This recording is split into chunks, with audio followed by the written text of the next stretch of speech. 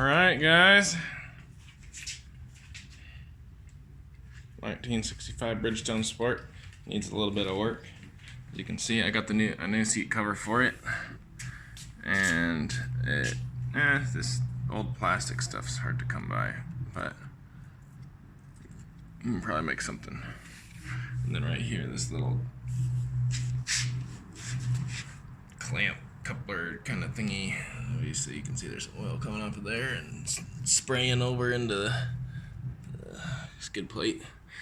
Tires have seen better days, the original tires on it. This one is also boogered up, but you can buy a brand new one for 20 bucks and tube for $9 bucks. Little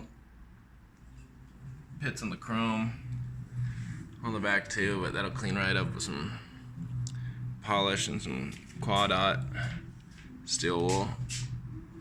And the guy I got this from actually has the original rivets that go in there too for the seat cover. I can't get the oil thing off, I don't think. Nope. I don't know if that's just seized on there or what, but we'll get her off someday. Tail light. Let's focus here. This thing is cool. It's got two different sprockets in the back. One for off-road and one for street. Different gearing.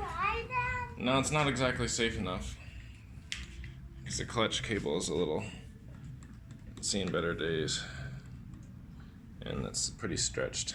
I got a new clutch cable. Don't push on it, please. It goes off the center stand really easily. Yeah, this is kind of cool. Who knows if it works? Probably doesn't work, but it still has a break-in period little thing on there. Yeah? Yeah, just a second.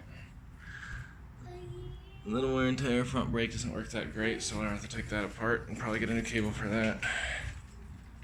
But overall, the ignition is hot wired on it because the old one didn't have the key. But as you can see,